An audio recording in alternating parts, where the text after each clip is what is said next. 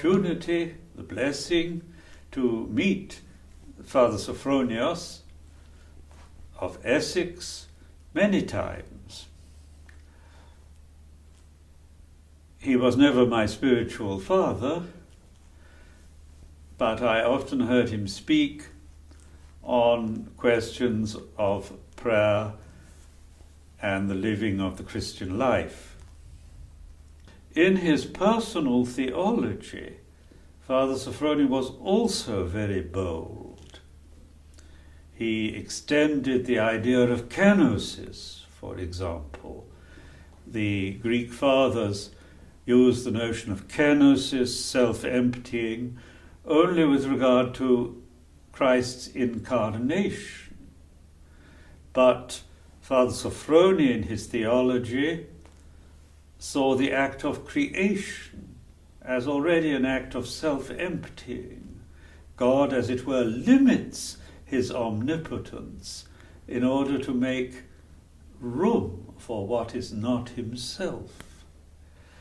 This is an idea he took from the Russian theologian Father Sergei Bulgakov, but he extended the idea of kenosis even further and applied it to the life of the Trinity, that in their mutual love, the persons of the Trinity empty themselves in order to be open to the other. This is quite an unusual idea. I'm not sure whether I personally agree with it, but I mention this simply to show how Father Sophrony was a bold person in his teaching, in his own thought, as well as in his organizing of the monastic life. But if he was bold, he was also a humble person. He was a very sensitive person who was upset by criticisms and attacks. And I recall once when I was in the monastery, in front of the brothers, he said to me, "I have made many mistakes, and I have made mistakes because I was too much afraid of what other people would think and say, and that has misled me." And he spoke with such suffering at that moment. So, while he was bold, he was not complacent. He was a sensitive, in a good sense, person, perhaps too sensitive. He would never have claimed to be perfect. Now people begin to think of the sanctity of Father Sophrony. Well, we have to recognize that holy people had their personal struggles and difficulties, and they had their own difficulties of character.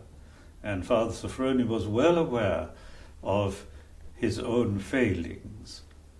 But what he has done has so far endured.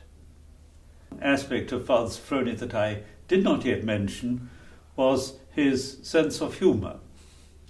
He was a person who, as I say, was sensitive, who had suffered a lot from criticism, from misunderstanding, but he did not lose his sense of joy, and I can remember his humor. For example, one day he was asked at table in the refectory, "When will the liturgy be on Wednesday?" And first he turned to an English Orthodox, not me, who was sitting next to him, a very earnest young man who always came early for the liturgy. And he said, "The liturgy on Wednesday will begin at 10 o'clock. Then he turned to a Greek lady on the other side who always came late, and he said, "The liturgy on Wednesday will begin at 7 o'clock. So this was typical of his sense of humor. His book on Saint Silvan has opened the eyes of very many people, and certainly it has influenced me.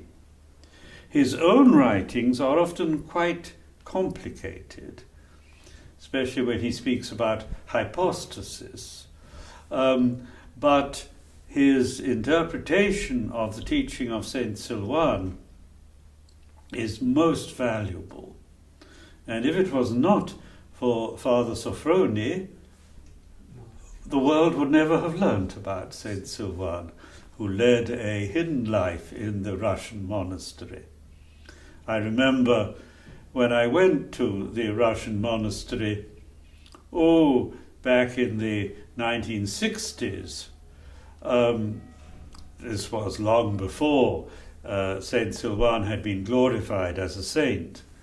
The Russian monks said to me, "Why are you English people always talking about Father Silvan? There was nothing so extraordinary about him." We have had many monks like that in the monastery.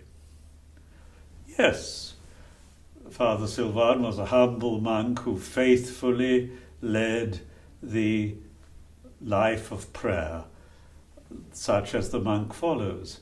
But if it wasn't for Father Sofronie, he would have remained completely hidden, like the other monks they mentioned.